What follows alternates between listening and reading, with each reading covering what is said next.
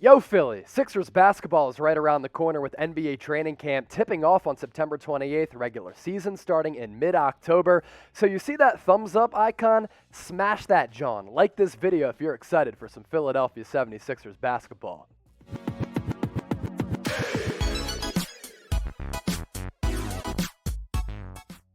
Welcome into Philadelphia 76ers Now by Chat Sports. I am your host, Chase Senior. Coming up on today's show, yes, the gift that keeps on giving. We're continuing to dive into some Ben Simmons trade rumors. Still on this roster, within this organization, who the hell knows what this team is going to look like at the start of the NBA season, but could Ben Simmons be dealt? We're going to explore that coming up on today's show. Coming off a season last year in which his numbers were certainly down. Now, his excuse for that is that he sacrificed a lot of offensive opportunities for a lot of his teammates, averaging 14.5 points per game, a little more than 7 rebounds, a little less than 7 assists per night. I still think Ben Simmons has a lot of trade value. We're talking about a 3-time All-Star, a potential Defensive Player of the Year, first-team All-Caliber defender, and I think he can net you an All-Star player back. Is it going to be a James Harden or a Devin Booker type of player, like maybe Ben Simmons was once going to be included in a trade package for? No, but you take a look at some of the Ben Simmons trade odds right now as we glance at what Vegas has put together. Golden State Warriors, even though there are multiple reports out there that Golden State is no longer interested in Simmons, still leading the way at plus 300. Timberwolves at plus 400. The Kings right behind them at plus 600 at 6-1 odds. San Antonio Spurs at plus 800 and the Raptors at plus 800 as well. When I look at those teams and I'm like, okay, where does Ben Simmons fit the best? With Golden State, I think he could be a very successful small ball 5. With the Minnesota Timberwolves, that's been one of the organizations that has been very invested in Simmons. They'd have to probably get rid of a point guard in order to make room for Simmons on that roster. I think he can make sense there. If I'm Daryl Morey and I hit up the Sacramento Kings and I'm like, yo, come and see you from Philly here.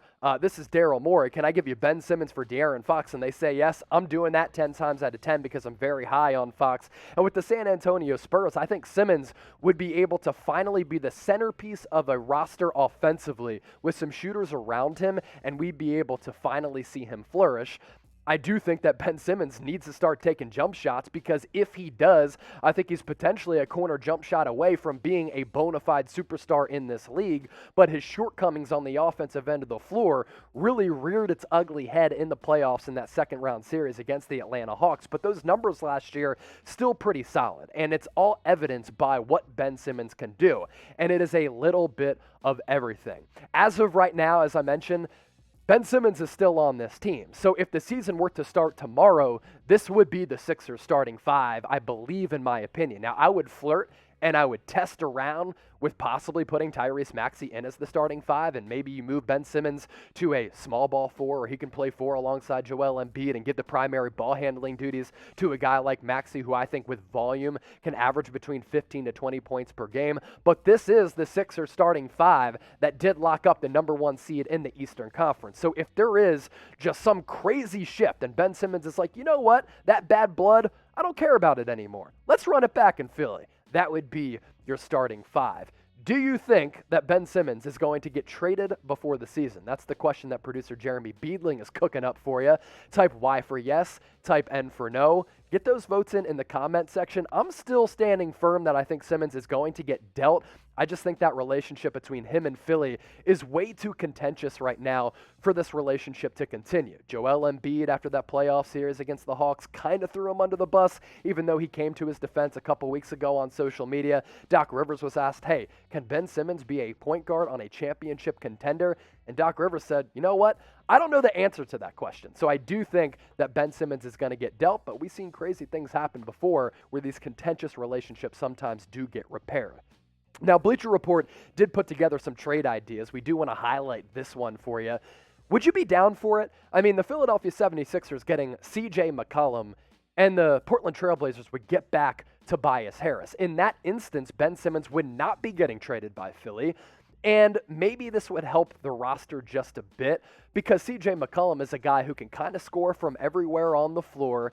Ben Simmons wouldn't be pressured into shooting the basketball, even though people have tried to bully him into shooting, and he's never really relinquished that kind of, firm, just not wanting to shoot the basketball at all. But I kind of like CJ McCollum on the Sixers. I'd rather trade Ben Simmons for McCollum rather than Tobias Harris because I think that roster construction works out just a bit better. Who says no? I mean, do you think the Sixers say no to this trade? Do you think the Blazers say no to this trade? Type PHI for the Sixers, type POR for the Portland Trail Blazers. I think the Blazers would say no, at least initially. Why is that? Because I think Damian Lillard is going to start the season with the Trail Blazers. I think him and the organization are going to see how they get off, which start they get off to this upcoming year. And if it gets to a point where it's beyond repair and Dame isn't happy, he'll demand a trade, and then maybe the Blazers decide to sell from that point.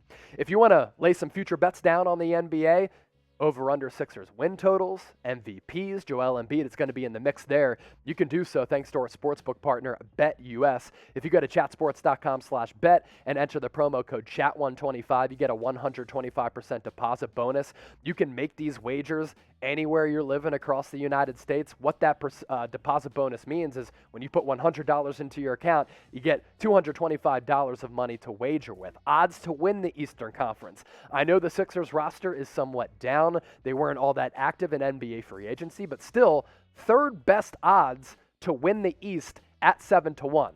Nets, runaway favorites. The defending champions, the Milwaukee Bucks, right behind them at plus 350. The Heat at plus 800.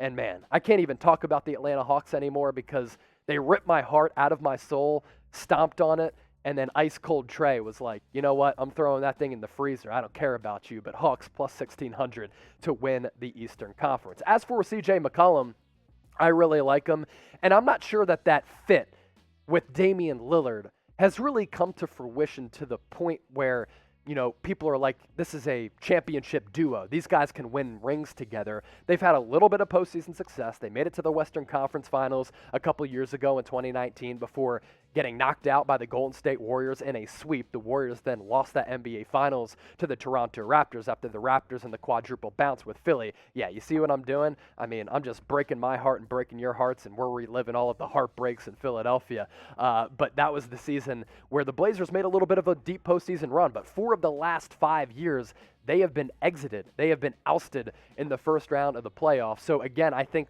the Blazers, McCollum, Lillard, they're going to start this season to see what they can do together, and then after that, maybe they'll make some changes from there. As for Tyrese Maxey, I'm so high on this prospect, man. I mean, I think the Sixers, where they got him in the first round 2 years ago in the NBA draft in the 20s, it's going to end up being a steal. I think Maxey has the potential. He has the ability to average 15 to 20 points, and I think he could end up being one of the top 10 players of that 2020 NBA draft class because he can do so many things well on the offensive end, and there's so much stock and so much modern-day value in that with the guy who can run point guard, he can run two guard, he's got a really slick and tight handle, he can get to the rack, he's a crafty finisher. I love the step-back jumpers that he's been able to hit over the last couple of years in NBA Summer League. He was kind of flirting around with step-back and sidestep threes, and in the playoffs, you saw his defensive upside guarding Trae Young at certain points in that series. And I thought he locked him down well, considering Trae Young is a guy who is a threat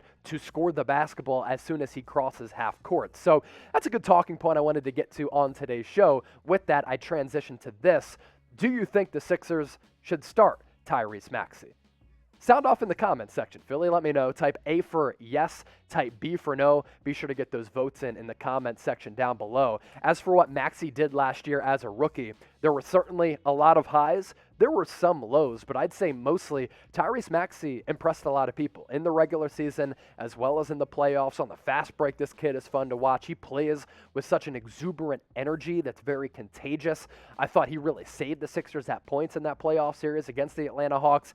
And I think that, say you trade away Ben Simmons and Tyrese Maxey becomes your starting point guard, you're looking at a player here who I think, with more shot volume and more opportunities to kind of just let loose and shoot the rock, he could average, 15 to 20 points per game. As for Seth Curry, what is his role going to be on this year's roster? Do you start him as a marksman from deep? I mean, like Tyrese Maxey, you saw what he could do in that second round series against the Hawks. At the end of shot clocks, at the end of games, he can be relied upon to really be a go-to scoring option because he is just an elite three-point shooter. On open opportunities in the playoffs last year, Seth Curry was looking like his brother, Steph. I mean, he was knocking down three-pointers at a 90% clip when open. I think players like this, especially at the price tag that Seth Curry is at, making around $8 million, are so valuable, especially when you play around a player like Joel Embiid, where you have to stretch the floor.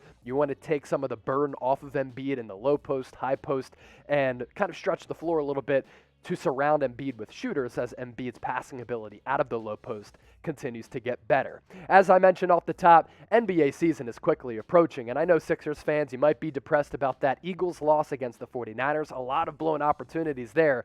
But here on Sixers Now by Chat Sports, we're going to continue to cover this team all year round. In season, off season, free agency, draft, all that stuff. So hit that red subscribe button down below to support the fastest growing Sixers channel right here on YouTube.